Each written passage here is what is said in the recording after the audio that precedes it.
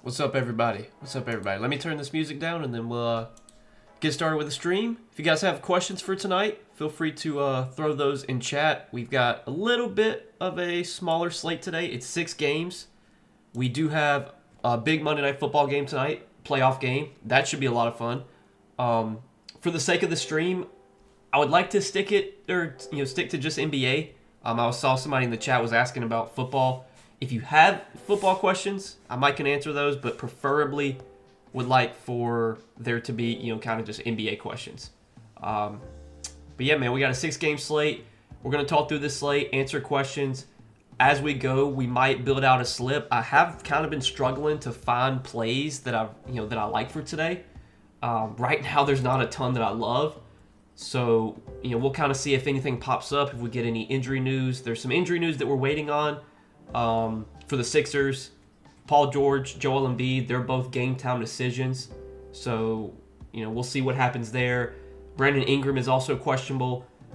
I don't know if we're going to get this news during the stream, but we'll keep an eye on that. And I think there might be one more injury that I'm missing. Daniel Gafford, he got downgraded to questionable. And then Kawhi's questionable for that game later tonight, but I think Kawhi's probably going to play. But that's pretty much it for the injuries. Really, the ones that we'll probably get on stream, if we do get them, are going to be in the Raptors-Sixers game with Embiid and Paul George and Ingram. But I think that's kind of it for the injuries. So yeah, guys. Hope you all had a good weekend, man. I didn't stream over the weekend. I typically don't stream on the weekends. I was at the Panthers game on Saturday. That was a ton of fun. I hate the Panthers lost, man, but that environment, I have never seen. Like, I've been to a bunch of games, like NFL, NBA, college football. I've never seen an environment like that. It was so loud. Like, my fiance sitting beside me, I'm having to, like, scream to her just so she can hear me. That was such an awesome game. I hate the Panthers fucking lost, man. Damn, I hate they lost. But, yeah, guys, you got questions? Go ahead and throw those in chat, and I'll answer them. Yeah, someone said, how about that Panthers game? It was crazy, man. It was crazy. Ton of fun. I'm so glad we went. The tickets were a little expensive, I'll be honest, but I think it was definitely worth it. It would have been so much better if the Panthers would have won, but, it is what it is. Someone says, go Steelers. Hey, go Steelers. If that's who you root for, go Steelers. What do you think about Claxton rebounds? So the Nets are on a back-to-back today. I'm always a little hesitant for teams like Brooklyn, all these, the Jazz, these teams that, like, they're tanking, like, they don't have anything to play for. Claxton's minutes have kind of been down in back-to-backs this year. So, some of the games were blowouts, but, like, they had a back-to-back on December 3rd. So he played 35 minutes on December 3rd, and then the day after that, he only played 29 minutes. They had a back-to-back on November 28th. He played 37 minutes, and then the game after that, the second night of the back-to-back, he played 25 minutes. And it's kind of been a trend this year where Claxton's minutes have been down on back-to-backs. Now, he played 27 minutes yesterday, so he really didn't play full minutes. That's my only concern with Claxton is just, like, on a back-to-back, they might manage his minutes a little bit. His rebounding numbers have been down lately, but also this is a good rebounding matchup. The Mavericks don't have Anthony Davis right now. They might not have Daniel Gafford either. So I get why his line is higher.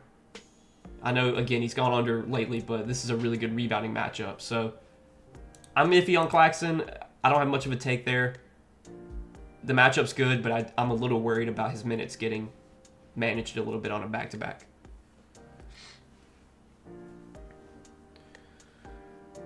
Who you got winning it this year? I mean, I was originally going to say the Rams and the and the Bills. Like, that was my original matchup. I guess I'll stick to that, Rams and Bills. But, I mean, the Rams, they're going to have it. The Rams play at Seattle, right? Like, that's going to be a tough place to go and win. And the Bills are going to Denver. I'm not very high on Denver. I think Denver could lose to Buffalo. But Josh Allen's like, he's really banged up right now. He got injured in that game on Sunday. But Josh Allen, I mean, he's Superman. Like, if the Bills are going to go anywhere, it's going to be because of Josh Allen. Oh, they play the Bears. That's right, they do play the Bears. The 49ers play the Seahawks. Yeah, we'll see. I mean, the Bears, I don't know, man. The Bears, they're just like the comeback kids. They get down and then, you know, they do this crazy comeback. Who would have thought they would have came back and won that game on Saturday night? I still think the Rams are the favorite, in my opinion, to win the Super Bowl. Or not even the favorite, but just the team that I like to win it. But if the Rams would have lost on Saturday, I would have been okay with that because that would have been awesome to see the Panthers win. But yeah, I'm going to say Rams and Bills. That's my Super Bowl prediction. That's not like and that's kind of off the board too. Like, those are not, especially the Bills. I mean, the Bills are not the favorite in the AFC. You like Luka Garza over 9.5 points? So let's see. I'm assuming Garza probably has slightly higher lines tonight because of Jaylen Brown being out. I wonder what... I feel like Garza... So Garza, like, wasn't really in the rotation earlier this season. So I don't even know if he played. Jaylen Brown's been out 2 games this year. I don't even know if Garza played in those games. I'm going to look at that, though. Okay, so last time Jaylen Brown was out, Garza did play 26 minutes and had 12 points. And then the other game, he played 8 minutes, had 5 points. I mean, Garza's going to get the backup center minutes behind Neemias Queta. So if Queta plays like 26, 28 minutes, Garza's probably going to get like 20 minutes. It's definitely a good matchup. The Pacers are not a good rim protecting team. They'll give up points to centers. 9.5, that feels like a pretty good line. I mean, I'd have to look at like the sportsbook odds, see where they're favoring one way or the other. There's definitely upside, though, for Garza without Jaylen Brown. I mean, taking Jaylen Brown out of the lineup opens up so much usage. Right now, let's see. DraftKings has him. They basically have him pretty much even money at 9.5. That feels like an accurate line to me. I don't have much of a take on that one. I guess I would lean the over if I had to pick a side there.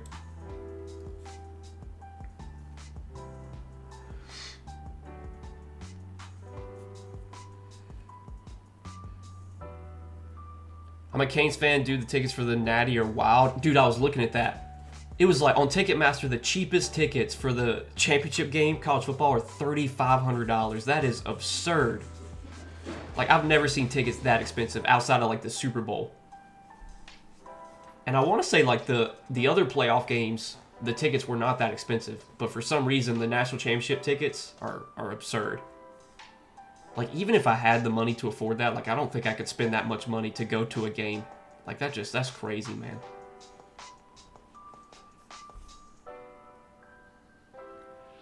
Thought we were going to beat the Rams, but we overachieved this year. The Panthers, yeah, they had a good year, no doubt. I think the future's bright for the Panthers, for sure. I mean, you think about the division, like, they might be the favorite to win the division next year. They probably will be, actually. Nurkic PRA or rebounds and assists. Yeah, I see that Nurkic is kind of a popular play tonight. I'm a little iffy on Nurkic here. I think it's a scary spot. They're playing in Cleveland. They're huge underdogs in this game. It's not a great matchup.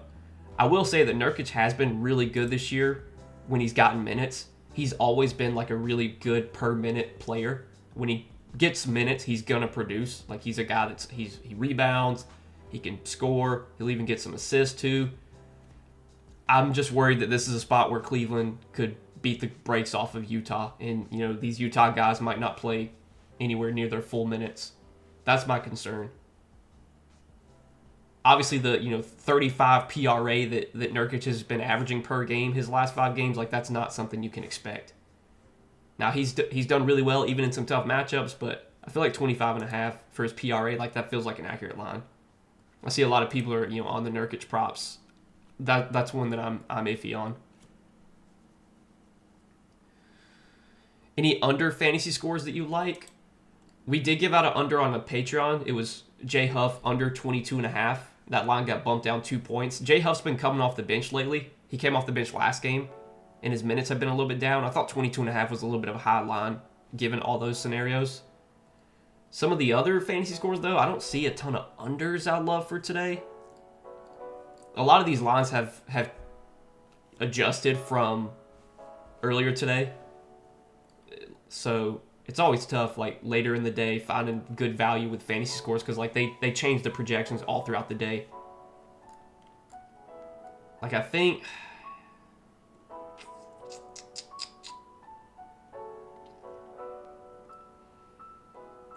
Like, I don't want to take any unders on the Sixers, guys, because, you know, they got people questionable. Ingram's questionable for Toronto, so I don't really want to take any unders there. All these lines look pretty accurate. I mean, honestly, like, I could see taking, like, Lauri Markkanen under 40.5. I know that's, you know, that last 5 games, you're not going to feel great about that. But, again, this is a spot where I think Utah could struggle. A lot of the... When Utah keeps games competitive, a lot of times Lauri's going to go over his projections. Keontae George goes over. Nurkic goes over. But when they get blown out, which could happen tonight, that's when a lot, you know, they wind up going under. But yeah, I'm struggling with unders for fantasy today. I don't see a ton I love personally, and I don't want to give something out just, you know, to give it out for no reason. So maybe we'll maybe something, you know, some injury news will come out and we'll be able to find something. Hopefully, we'll see. Still some injury news we're waiting on. I don't know. Again, I don't know if we're gonna get it during stream. We'll have to just kind of wait and see. Pritchard under fantasy. He's a role player, bro. He's not that good. I would be careful with that one. I'd be careful with that one. Jaylen Brown is doubtful, so he's not expected to play. That's why Pritchard's lines are so high tonight. Same with Derek White. Same with all the Celtics. And if you look at what Pritchard's done this year without Jaylen Brown, he's been really good. That doesn't mean he can't go under. He definitely could go under, but just know his lines are set higher tonight for a reason. LeBron over 23.5 points. What you think? Again, like, that's another one that I feel like the line's pretty accurate. I know LeBron's been scoring a bunch lately. But the Lakers, I think this is the front end of a back-to-back for the Lakers. They play again tomorrow. And I think the Lakers play, like, 5 games over the next week. Like, they have a really brutal schedule coming. Like, I want to look at that real quick. Let's see. So it is the front end of a back-to-back. They play tomorrow at home against Atlanta. And then they play Thursday against Charlotte. Then they play Saturday, Sunday. So they've got, like, they've got 5 games over the next week. Like, I could definitely see the Lakers kind of managing minutes over this stretch. Plus, this is a game where they're big favorites against the Kings. The Kings are on a back-to-back. I feel like 23.5 points, like, that's an accurate line for LeBron. I don't see much value one way or the other. If you made me pick a side, I think I would lean the over. But, again, that's when I'm not... I don't have much of a take there. I know this. You guys probably want me to come on here and say, like, oh, yeah, you should absolutely bet this side. You should absolutely bet this side. But sometimes when there's no value on a prop, you just don't bet it. Like, that's all I can say.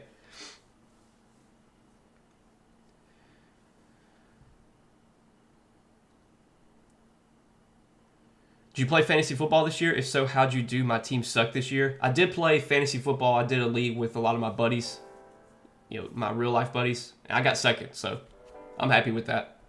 Technically, you know, really I should be getting first because I do this for a living.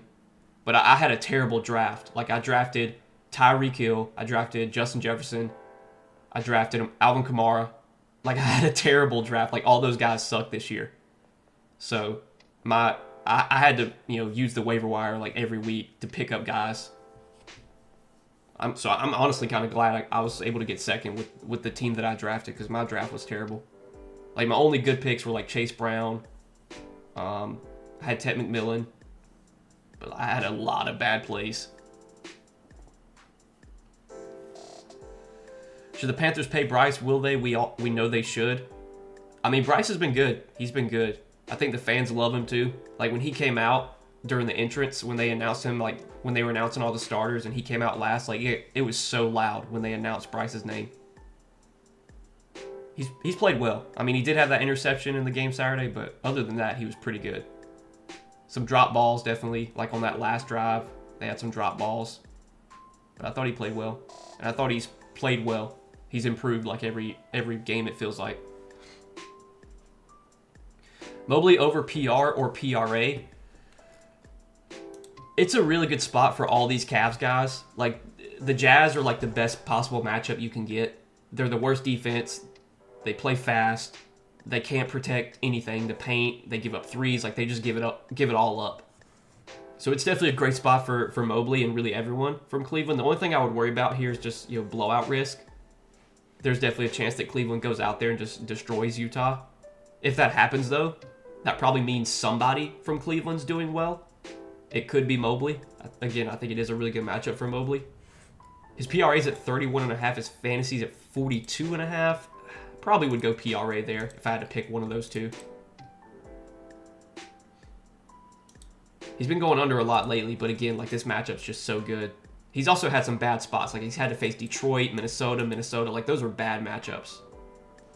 So this definitely could be a get-right spot for Mobley, no doubt.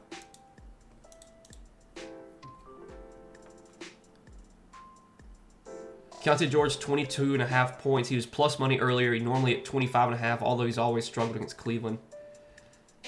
It's kind of the same thing, like I've said earlier. The Jazz guys, can they keep this game competitive? That's the big question. Because if they do, there's a good chance Keontae goes over his points and Lauri Markkanen goes over his points. But if they go out there and get blown out like they did against the Hornets, not saying you don't expect them to lose that badly, but they're not a good team, and the Cavs are definitely the Cavs should win this easily. I don't think it's the best spot for Keontae, and the blowout risk concerns me, so like I'm iffy on that one. But Keontae has been very good this year. He's been one of the most improved players in the league, in my opinion. He's taken on a big role. He's playing big minutes. It looks like his points prop was 22.5 earlier, and it actually got bumped up to 23.5, so that's kind of interesting. The market may be leaning into his overs now, which I'm iffy on, but we'll see how that plays out.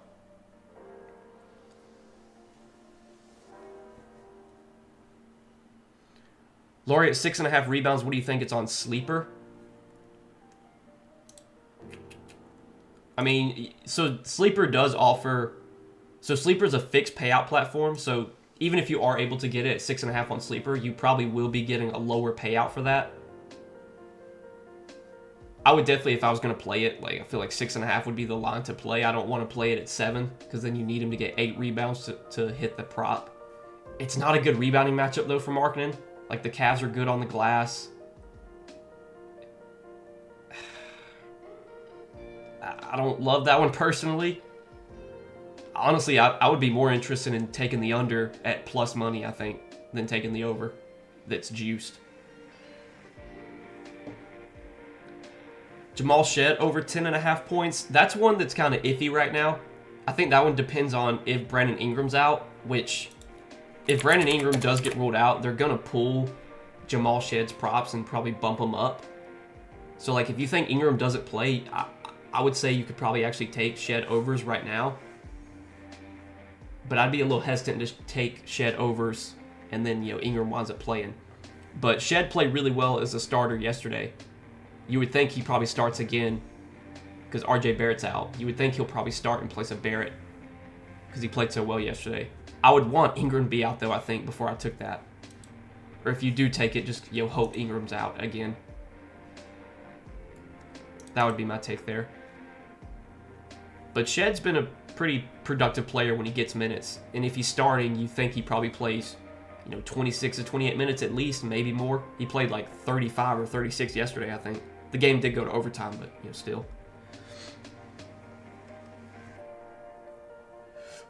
All right, so I'm gonna do a stream slip that you guys can tail if you would like.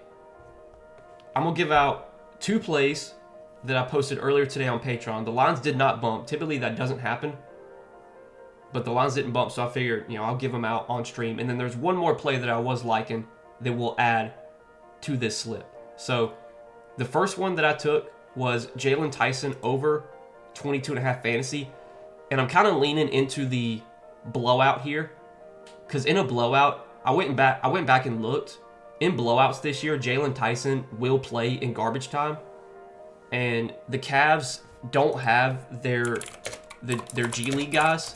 So the guys that are typically on two-way contracts that can play some games, those guys are not out. So like Luke Travers, Chris Livingston, the guys who would probably play in garbage time, those G League guys, they're not available. So I'm very confident if this game is ugly, like if Cleveland's up by 30 going into the fourth quarter, which is a possibility, that Tyson gets a lot of run in the fourth quarter. And Tyson's been a really productive player when he's gotten minutes this year. He's averaging like almost a fantasy point per minute. His minutes have kind of been all over the place lately, but he did get up to 26 minutes last game. And without Dean Wade right now, the minutes are a little bit more secure for Tyson. I think he plays like 22 to 24 minutes. And if it's a blowout, I could see him getting like 28, 29 minutes because he could definitely get extended minutes in the fourth quarter. And it's obviously a great matchup against Utah. So I do like Jalen Tyson more than 22.5 fantasy. Then the other prop that I like that I gave out on Patreon that didn't bump was Malik Monk over 22.5 fantasy. So Malik Monk yesterday saw a big bump in minutes. They basically used him as the backup point guard with Dennis Schroeder out. I didn't think this was going to happen. I thought Keon Ellis was actually going to play more without Schroeder. We took an over on Keon Ellis yesterday, and he got a DMP in the second half, so luckily the pick got rebooted.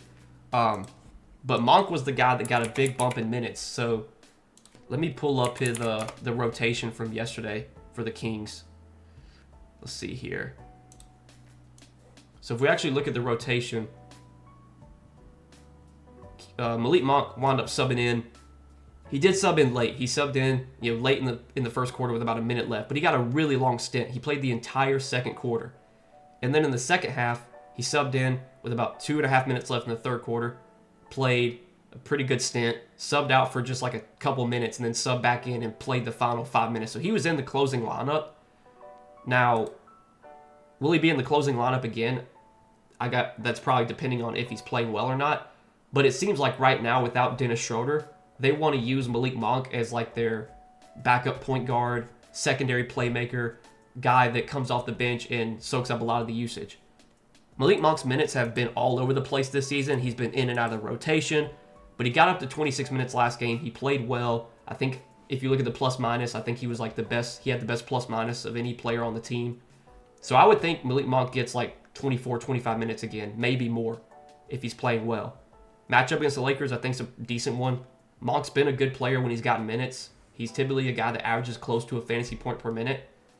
So if we think Monk's going to play like 25, 26 minutes, I feel like 22.5 fantasy is a bit low on Malik Monk. I'm sure if you look at games this year, let's take a look at this. If you just look at games with at least 24 minutes this season, you look at his fantasy games, I'm assuming he's gone over this line in a large majority. I mean, some of these games he played like 34 minutes, so obviously we can't expect that. But if we just look at games with like 24 to 26 minutes, 27.3 fantasy, 33.4, 17, 18, but then 26, 30. He had games with 27, 27, 23. Like, you give him 25, 26 minutes, more times than not, he's going to go over 22.5 fantasy. And I think without Dennis Schroeder right now, the minutes are pretty secure for Malik Monk. So those are two plays I gave out on Patreon. If you're already in my Patreon, you don't have to tail this technically since you already played these. But I'm just giving them out to the people who aren't in the Patreon. And then the last play that I was looking at that I did like was Danny Wolf over 22.5 fantasy. So we took this yesterday with Michael Porter Jr. out yesterday. Danny Wolf started, played well, played pretty decent minutes. I think he had a double-double yesterday. I think there's a good chance Danny Wolf starts again. So the Nets are without Yegor, I think it's Yegor Jamin. I don't know how to say his last name, but Yegor's out, Cam Thomas is out, and Zaire Williams is out. So the Nets are a little bit more shorthanded than they would normally be here on a back-to-back. Danny Wolf's, he's one of their young guys they want to develop, so they have all the reason to play him minutes. He also does get blowout. I don't think this game would be a blowout. It's a 3.5 point spread. But if it did turn into a blowout, but for some reason, like Wolf, he gets garbage time. So the minutes feel pretty safe here. And I think there's a good chance he starts in place of Yegor. They've played Danny Wolf at point guard. Like, he's been kind of like a point forward this year. So if he's starting, I think he's playing like 25, 26 minutes minimum. There's a chance he could play more. And he's just another guy that's been fairly productive when he's gotten minutes this year. He can facilitate. He's a good rebounder. He can score. He'll get defensive stats. Like, he just does a little bit of everything when he's out there. So these are 3 props I like for tonight, guys. Feel free to run these. I'll submit it. You know, since I can only play $5 anyway. I'll submit this. I will say though, if you're in my Patreon and you already played the Tyson and the Monk props, typically I don't like taking props multiple times because you just run the risk that if they lose, you're just going to lose all those slips. So it's obviously more risky there, but it's up to you if you want to tail that. But for those that aren't in the Patreon, feel free to tail this slip. These are 3 picks I do like for tonight. Gave out reasoning for all of them, so wanted to put those out there for those that did want to tail. I think the stream slip, of course, the stream slip we gave out, I think it was Thursday. We found a great prop on Colin Sexton when he was starting, and the motherfucker went out there and played like 18 minutes and had 5 fouls in 18 minutes. Like, go figure. Like, what are the odds? And he still almost went over that fantasy line that we got. But like, that was a play that I felt so good about, and the dude goes out there and just gets in massive foul trouble. Hopefully that doesn't happen tonight.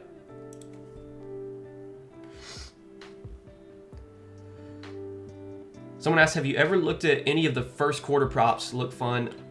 Those are a little iffy in my opinion. I think there can be an edge with first quarter props, but there's obviously a lot of variance there because, I mean, most guys are not playing the whole first quarter. They're going to get like a 6-minute stint, and you just gotta hope they hit that whatever line you're taking or go under that line if you're taking it under in that short stint. I do look at like first half props for games that have blowout potential because obviously like in the first half, guys are going to play their normal minutes unless they get in foul trouble. Whereas if it's a blowout in the second half, that's when they can lose minutes. But like Lauri Markkanen, for example, if I was going to take his over fantasy, I feel like I'd be more inclined to take his first half than his full game line. But there's definitely times when guys can go under their first half but go over the full game. But I do look at first half for that. First quarter though, I don't really take first quarter too often. You like CMB fantasy score on the Raptors, Sam Merrill PRA? I think CMB's okay. I do worry about the matchup here against Embiid. If Embiid plays, Embiid's questionable. If Embiid plays, I think there's potential that, CMB, if he has to guard Embiid, he could get in some foul trouble. But CMB's been productive when he's gotten minutes this year. His minutes feel really secure right now because he's been playing so well. I mean, he had like 55 fantasy points yesterday. Like, he's been a do-it-all guy. He scores, he rebounds, he gets assists, he gets defensive stats. Like, that's what you want if you're taking a guy over fantasy. You want them to have the potential to do everything. So, like, if maybe they're having an off night scoring, they can still chip in with rebounds and assists and steals and blocks. So I don't hate the CMB fantasy. I think if Brandon Ingram did get ruled out, which I don't know if we might get that news here soon, that probably would be better for CMB. And then the other one was Sam Merrill PRA. Yeah, Sam Merrill's a popular play on Prizepicks as well. I think he's another guy that just, like, he's been going over his lines a lot lately. The matchup's really good. The Jazz give up a lot of threes. Those are typically the type of matchups you want to target Sam Merrill in against teams that give up threes because that's where a lot of his scoring comes from. But I am a little bit worried about the blowout risk. We talked about that. I don't think Merrill would play in a blowout, whereas, Jalen Tyson, I'm fairly confident he would get extended minutes in a blowout. I don't think Merrill would. So I don't feel as good about the Merrill one. His PRA or his points or whatever you're taking. But the CMB fantasy, I do kind of like that. You like Maxime over 7.5 rebounds? Let's take a look at that one. I know he was in massive foul trouble yesterday. He didn't play a lot at all. Like, he played, how many minutes did he play yesterday? He only played 20 minutes. Also, I think his name's Dylan Cardwell. I don't know a lot about him, but he came off the bench and was playing really well. He was crashing the glass. He was getting offensive rebounds. I will say, Reynal, I think that's how you say his last name, he's been a pretty good rebounder this year per minute. On the glass, I feel like the Lakers, like, rebounding-wise, are not great. I could probably look at that, but Let's see what the sports books have. If the sports books are favoring the over, I think this is a play that I would be okay taking. Let's see what where the market has its lines at. Let's see here. So DraftKings has them even money at 7.5. Okay. I don't hate the play. I mean, I think it's okay. If I had to pick a side there, I would lean the over. Okay, we did just get the Jazz starting lineup. They're starting Keontae, Svi, Cody Williams, Lauri Markkanen, and Nurkic. That's interesting. You could maybe look at some Bryce Sensabaugh unders. I think he was projected to start, and he's not starting. These are ones I don't feel great about. But I think they're okay. Because I think Sensabaugh was projected to start, and he's not starting. They're going with Cody Williams and Svi. Let's see. Do they have props up for Cody? Okay, they just locked Cody Williams 9.5 PRA. They're locking all of his props. It looks like his lines were not set as if he was starting. What about Svi? They have no props up for Svi. I think the books were expecting Sensabaugh to start over Svi. You could definitely take Sensabaugh under fantasy, I think. I don't love that play. Like, I still feel like Sensabaugh could go over if he comes off the bench because, like, he'll probably play blowout. But there's some value here, I think. PRA is probably okay, too. I think I would take fantasy, though. I'd probably take fantasy over PRA if I was going to take one of those two unders. I think this is a solid play. I think it's solid. It's not great, but it's solid. If you want to add that to the picks I just gave out, you could.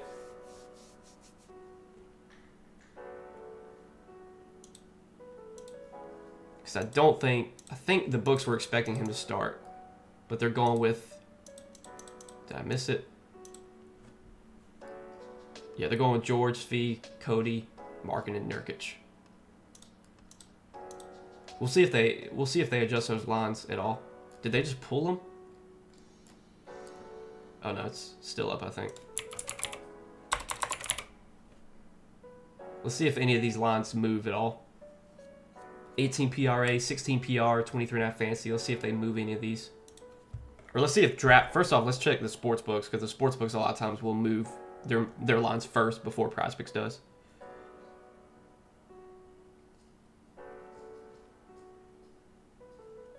Okay, I'm not seeing. Okay, they're all gone. So they pulled them all. So yeah, I guess there was definitely some value there. There was some value there for sure. I don't know if anyone got that in, but the market pulled all his lines, so they must think there was some value on those unders. Yeah, they're all gone.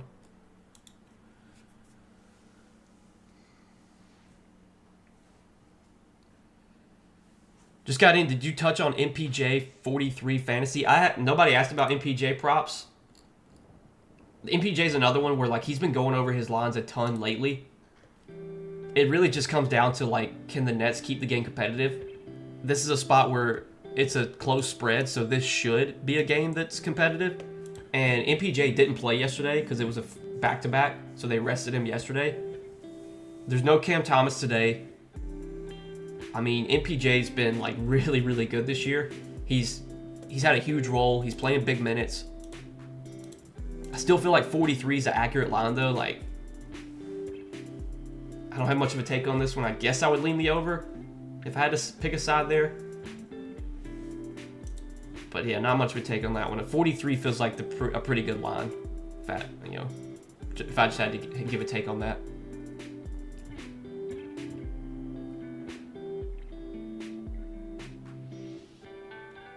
You like Ryan Nembhard with Brandon Williams out? Nembhard's minutes should definitely be more secure.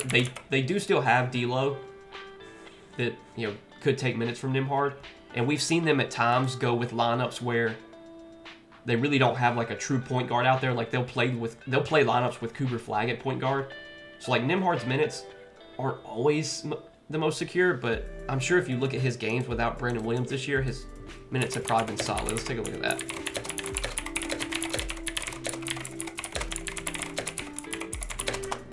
So he's played. Really, we just want to look at like as of late.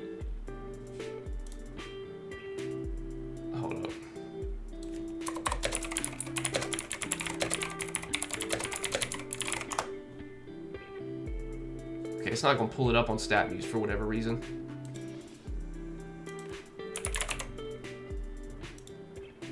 But I know last game, they didn't have Brandon Williams. Nembhard played 29 minutes. And then, I want to say Williams missed another game recently. He missed the Utah game. Nembhard played 22 minutes. He'll probably be like in the mid-20s, like mid to high 20s. His prop lines look pretty accurate to me. If he plays like 25 minutes, I feel like 20 and a half PRA is kind of an accurate line. And I'm not confident that he plays like more than that. Like, I'm not confident he plays over 30 because they still have D'Lo. They can do different lineups with Flag at point guard. They'll play Najee Marshall at point guard. Like, yeah, I don't have much of a take there. I'm not, just because Brandon Williams out, I'm not like running to bet Nembhard overs. That's what I'll say. Do you like Maxey over 27 points? I mean, we're still waiting for news on Paul George and Embiid, and we should be getting that pretty soon. If you look at Maxey this year with Embiid, he's actually been pretty good. I'm guessing if Paul George and Embiid play, they're not gonna change Maxey's lines. I wouldn't think they would bump them down. Maybe they do. If Paul George and or Embiid get ruled out, they probably will bump them up a point or two. I mean, he had 38 points in this matchup yesterday. Paul George didn't play yesterday. Embiid didn't play yesterday, so take it with a grain of salt. But I'm a little iffy betting into situations where there's pending injury news.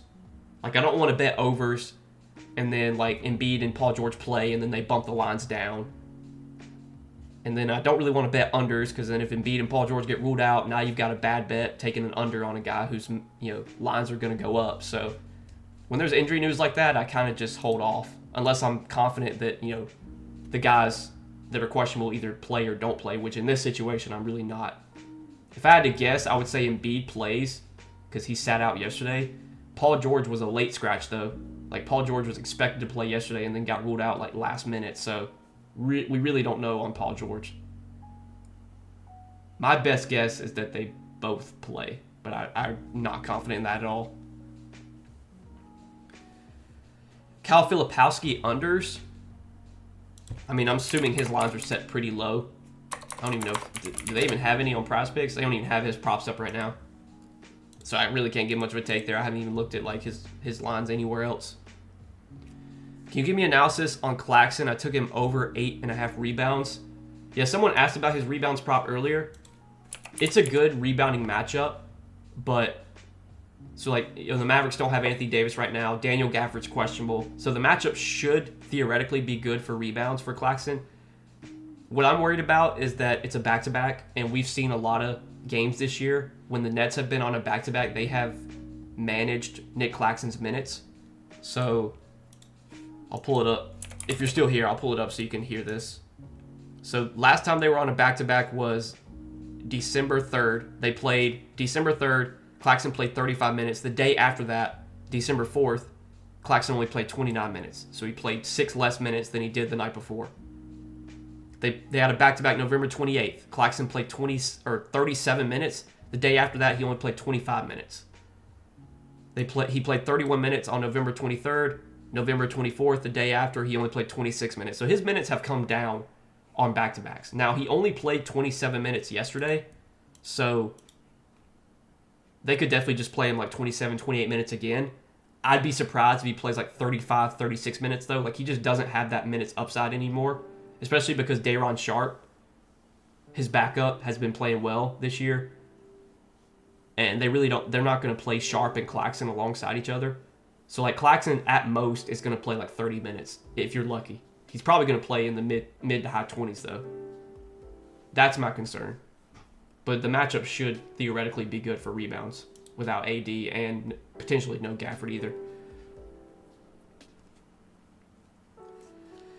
Any overs on Scotty Barnes? I think Ingram and Barrett are both out. Barrett is confirmed out. Ingram we're still waiting on. I'd assume that if Ingram does get ruled out, you will see Scotty Barnes' lines go up a little bit. His PRA probably will go up a point or two. Same with his points prop. Same with probably everything. if I was going to take an over on Scotty Barnes, like I usually, fantasy is what I kind of go for first. I mean, his PRA and his fantasy, it's an 8-point difference there. And typically, Scotty's pretty good at getting like steals and blocks. Let's see. Last game, he didn't have any steals and blocks last game, but the game before that, 2. Then he had 0. Then he had 5, 2, 3, 4. Plus, you also get the assist potential. Like if he has 10 assists, not saying he will, but if he has 10 assists, I mean that's 15 fantasy points. If he has 10 rebounds, that's 12 fantasy points. So I usually side with fantasy. So if you think Brandon Ingram doesn't play, you could definitely look at Barnes over 41.5 fantasy. I think that'd be okay. We should get that news in like 15 minutes, I think, on Brandon Ingram.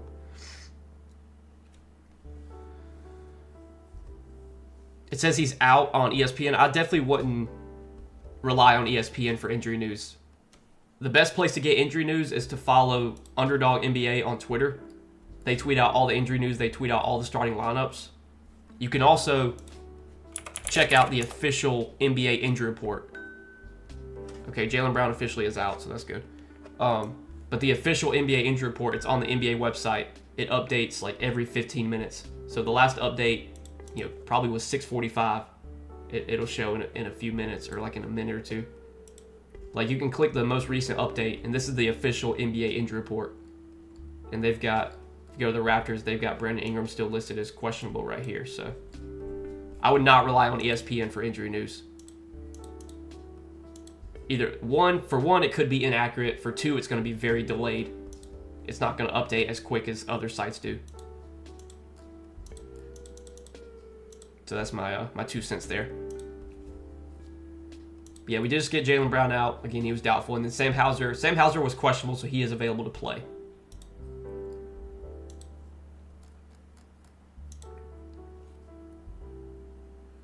Why did they switch it to every 15-minute update now? Every 30-minute would have been fine. There was a report. It was from Shams. I'd have to go back and find it.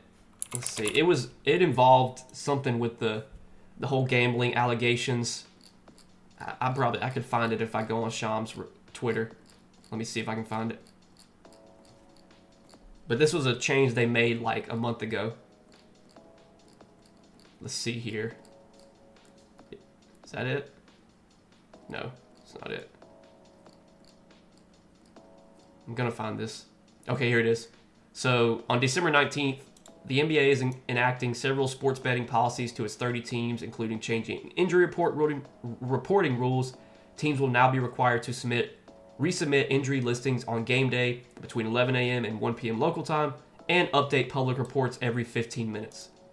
This has to do with like them trying to help with, betting stuff, like I guess potentially players rigging stuff, rigging games. But yeah, they're also pushing gaming companies for changes to prop bets involving individual players, such as limiting maximum amount that it can be bet, limitations on unders, limiting population of players, and limiting problematic bet types like bets on an action on a single play. I mean, for real, like who the hell is actually betting like I know it's probably fun to sweat out like first basket and stuff, but like there is literally zero edge to that. Like you're just lighting your money on fire, betting first basket props. It's literally, you just bet it for like the thrill. Okay, Daniel Gafford did just get ruled out for Brooklyn, or for Dallas. Dallas is going to be really thin at the center position. They probably don't even have props up for like any of the backups. They don't. But yeah, no Daniel Gafford for the Mavs tonight. I'm guessing they'll start Moussa Cisse. I don't know a lot about Moussa Cisse, but he's started a couple games this year. He's probable, so he should play. But yeah, he might start.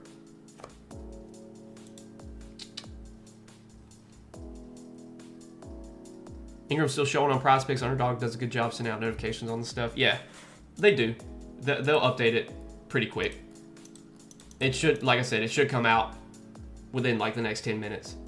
Typically when it's this late, typically that means the player's going to play, but this is a situation that I'm not confident in. I'm sure you could probably just do like a Twitter search on Brandon Ingram, and you could probably find stuff from like beat writers tweeting out information.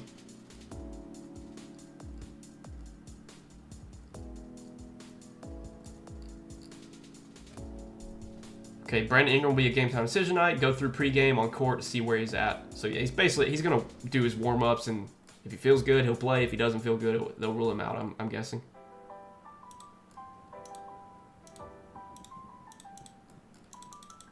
Again, if you wanna, lean into Brandon Ingram not playing, you could take some overs on Raptors guys, because I think these lines will bump up a little bit, not a ton. They're not gonna bump up like 5 or 6 points, but they'll bump up a couple, maybe a point or two. So you'll get some value. I think the guys that would benefit most if Ingram's out are probably Barnes, obviously, Shed, and then probably Quickly as well. Mamu, I don't know about. It depends if they start Mamu, which I don't know if they will. Let's see. If Ingram's out and they start Mamu, then you could probably get some value on Mamu props. But I don't know if they'll start him. But that's one that I would kind of be interested in, was taking some overs on Mamu if they start him without Ingram, which they might. But I mean, if they have no Barrett and no Ingram, like that really opens up a lot of usage. So like Scotty Barnes, Emmanuel Quickly, those are going to be the guys doing a lot of the heavy lifting on offense for the Raptors. Which was, I mean, you can look at the box score yesterday. That was the case yesterday.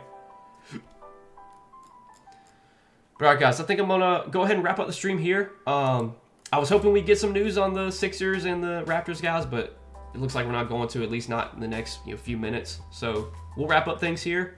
Thanks to everyone for tuning in. As always, appreciate all the questions. Hopefully I answered everybody's questions. If I didn't, I'm sorry. I try and get through all the questions if I can. We have a stream slip for today. If you missed it, I'll put it on the screen real quick just for those that want to tail. So we have, let's see. We have Jalen Tyson over 22.5 fantasy. We have Danny Wolf over 22.5 fantasy, and Malik Monk over 22.5 fantasy. That's our stream slip for today. If you want to tail, feel free. I gave reasoning on why I like these plays. I guess you could rewind the stream if you didn't catch it. But hopefully we can go 3 for 3 here, hit this stream slip. Hopefully we can all make some money tonight. And I'll see you guys in the next one. I should be live tomorrow, I think. Should be live pretty much all throughout this week. So be on the lookout for a live stream tomorrow. Typically it's like an hour before the game starts. So if the game starts at 7, I'll typically stream at 6. If the game starts at 7:30, typically 6:30, you get the gist. But good luck, guys. I'll see you tomorrow. Peace out.